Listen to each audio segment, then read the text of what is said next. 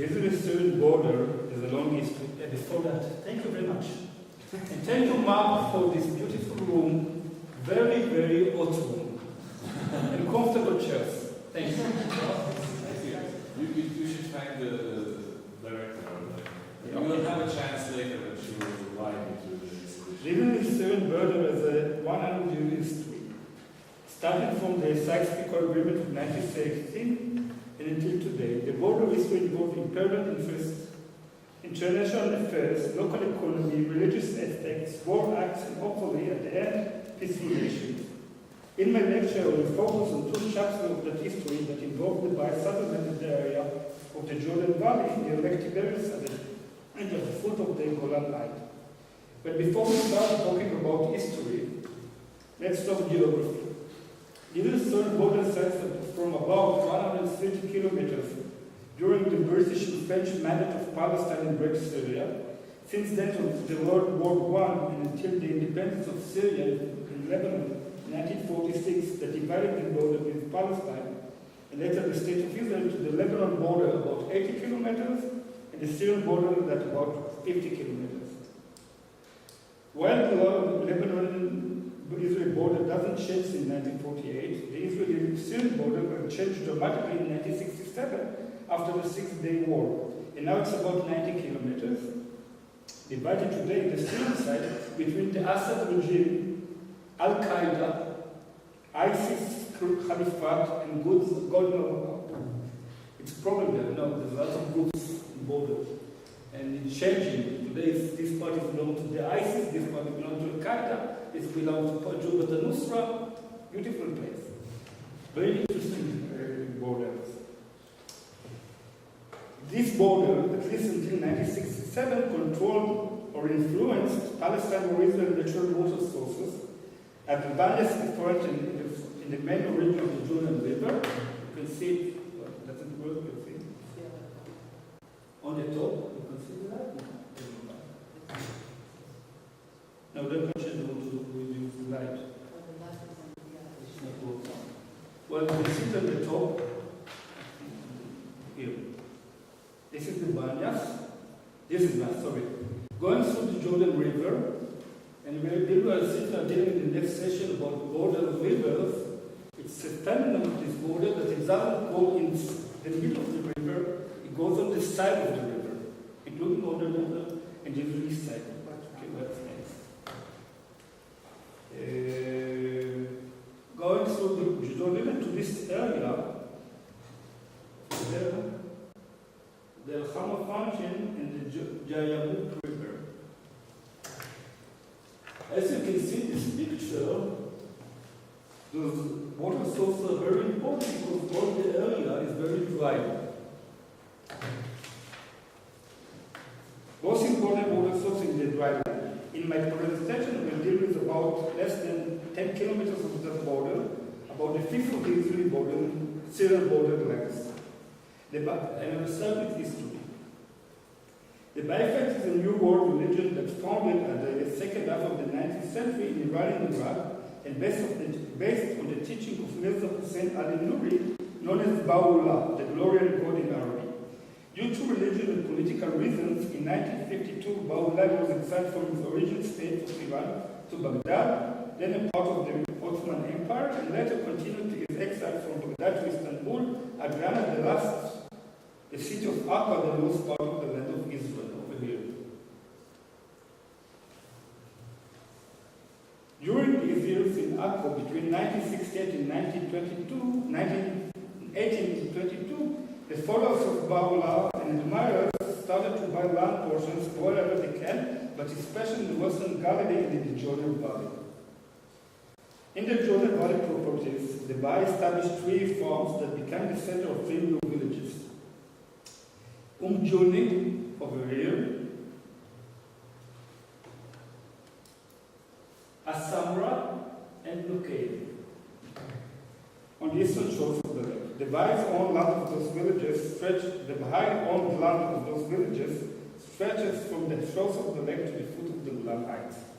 After the passing of Baha'u'llah in 1822, his older son Abbas Effendi, known as Abdul Baha, the servant of God, became his successor as the leader of the Baha'i faith and started to spread the teaching of the new religion in the Eastern world, in Eastern and especially the Western world.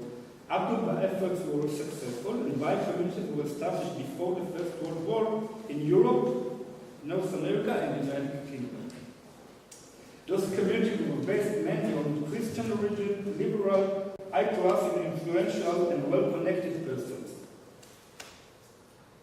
During the war years, European main allied forces, the British Empire, French Republic, the Russian Empire, and Italy, started to negotiate about the future of the Ottoman Empire, and especially were concerned about the land issue and minorities' right and protection in the Middle East. Those negotiations ended in the signing of the Asia-Minor Agreement in 1916. This agreement and many British-French part, known as the Sykes-Picot Agreement, shared the Middle East to British and French influence zones, leaving, you can see it over here, the yellow part, leaving the Christian Holy Land, Jerusalem, the Lower Galilee as international zone. Since it was the British Army that in 1970 and 1980 conquered almost all the Middle East, new negotiations started between Britain and France to determine the border between the British-France influence zones. That will be known as the British and French mandates. Those matters were built between David Lloyd George, the British Prime Minister, and George Clemenceau, the French Prime Minister, in 1919 in the Normandy town of Delville, and suggested that the border would be drawn on both sides based on each side's interest and would change to other interests. For example, in March 1920, the French suggested that the borderline will cross in the core center of the Golan Heights, but a few weeks later, due to the Amir Faoud, the local Bedouin sheikh, demanded that argued that the proposed line will cut its posture area, cancelled the proposal. The French cancelled the proposal. Finally, in December 1920, both sides signed the Franco-British Convention on certain points connected with the mandate for Syrian Palestine, that suggested that the borders between the British and the French mandate will follow, and I'm quoting, a line to the south of Nasib on the Hijaz Railway, then to land to Sama, over here.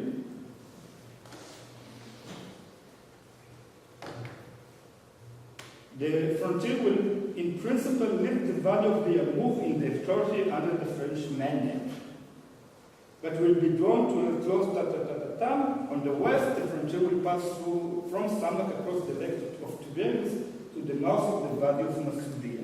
And you can see the line of the border in red. It seemed that the politicians that signed the Franco-British Agreement were not familiar with the local situation in Israel and didn't know the area that they were divided. We should be reminded that the area that they were negotiating about was a very small portion of land that was not more than a dot in the large-scale map that they were planning on. So the party decided to establish a Franco-British boundary commission that will determine the exact borderline in the area itself. Meanwhile, the local British administration, headed by Sir Elwood Samuel, the British High Commissioner to Palestine, found that the agreement have the two main water sources, the Bana Springs and the Valley, with the Hamas Median Center in the French side. In a dry environment like Palestine, that means wasn't operated to develop the new agricultural and industrial modern society, the British plan. Realizing the early mistake, the British understood that something in the agreement has to be changed, and at least one of the water sources should be concluded in the British side. The question was how to get the French concession.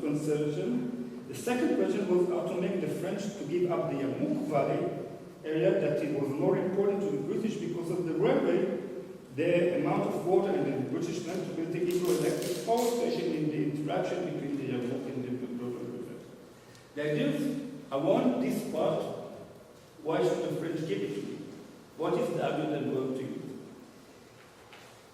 The idea comes from Stuart Newcombe, an army officer that was assigned to the British as the British representative to the front of the British Boundary Commission. Yucca Badir, as he stated in a letter from June 1921, was that in return for British concession on the Amir Four land near the Hula Lake at the north, that was all 10% of the land is held by Jews of Betula, containing 4 houses and 2 tiny villages, or 5 or 6 houses each.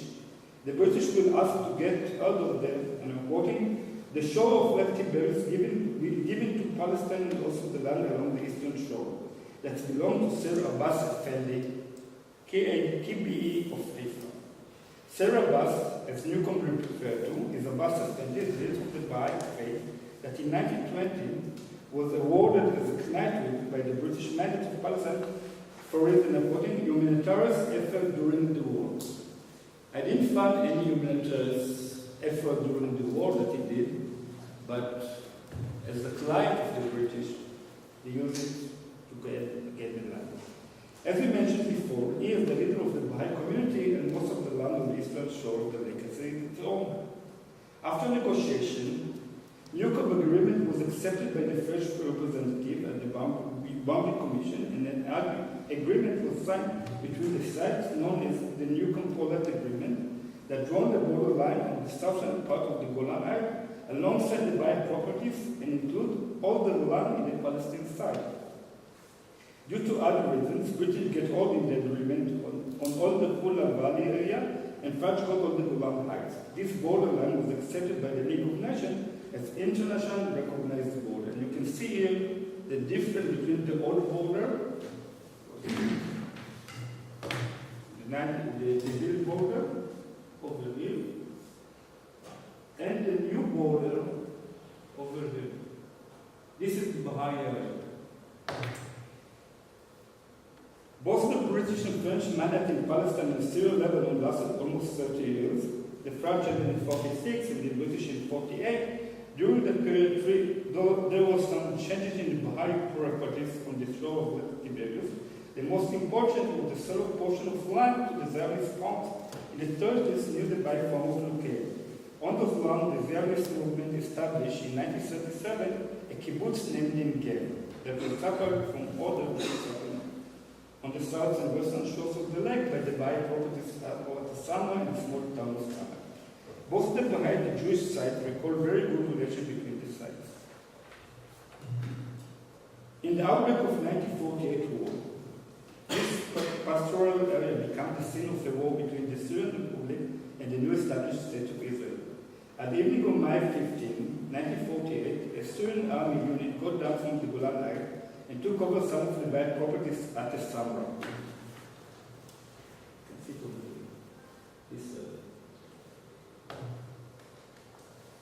The next day, the Syrian artillery and air force started bombing and shelling the local Jewish settlement and attacked them with army forces that include infantry and armed force.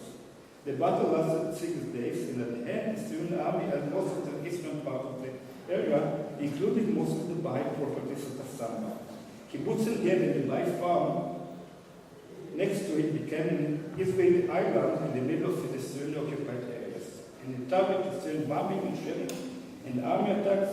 Although the kibbutz members succeeded to stand up to these attacks, the army commander of the area ordered the owner of the Baha'i farm to evacuate and made this their farm and the army lost.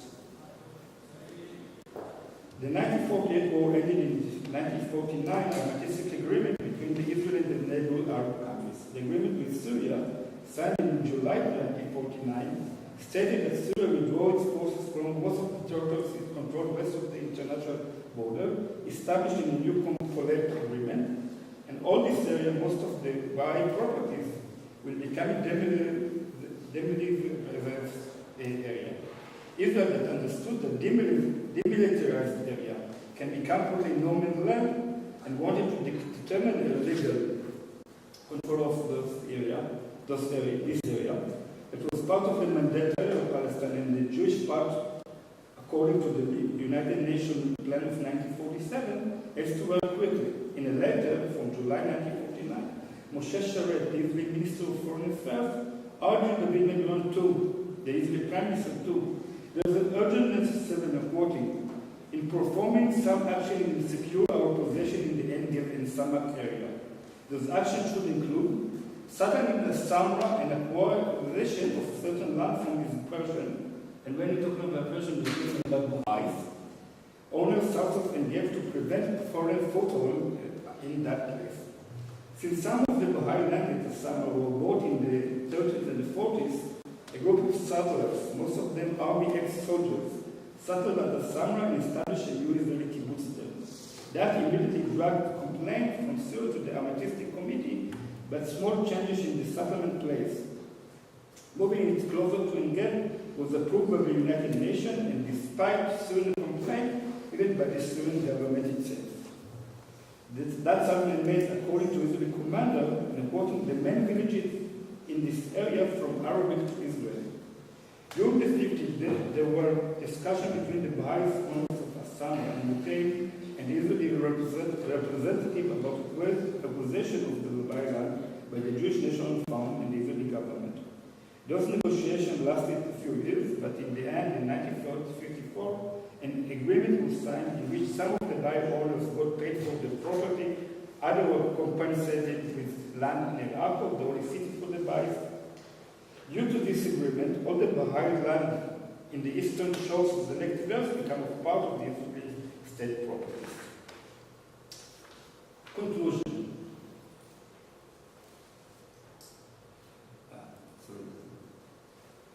The history of the Baha'i settlement in Palestine places them in a strategic point between the Golan Heights and the Lake Tiberias, on the shores of the lake and in the banks of the Yarmouk and Jordan rivers. Not far from the important it just were. As so, the Baha'i properties became a focus of border dispute between opposite sides. First, in 1933, between the British and France, that resulted in an accession of the Baha'i land to the Palestinian mandate. Second, after 1948, between the Syrian and Israeli state and the Israeli state, that ended the interference on Israeli ownership of this area. It seems that compared to the size of this area and their number, the Baha'is were more important than other local groups that had, at the time, owned more areas. And I recall that the Jewish settlement in North Galilee, North area, in the Boulevard was about 40 houses. The Baha'is free. Say, let's say 10 houses. But, sorry, the question, it's not how much is well. And as I stated before, in geography and border position, size doesn't matter. It depends where you stay. Thank you very much.